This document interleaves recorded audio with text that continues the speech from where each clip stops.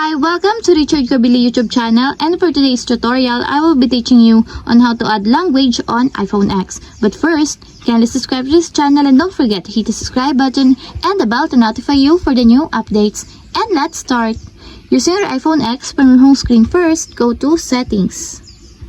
Then in the Settings, scroll down and click the General.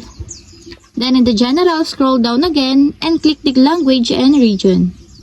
Then after that, in this part, in the language and region, go to prepared language section, and as you will see, there's a switch button for the add language. Then all you have to do is just stop. Then you can select the language that you want in this part. For example, you want to change it to English India. Then all you have to do is just stop. And a pop-up will appear, then choose Use English India. Then wait for a while. And that's it, we have successfully added a language on iPhone X. If you have a question, you can comment down below, and don't forget to hit the subscribe button and the bell to notify you for the new updates. And thank you for watching!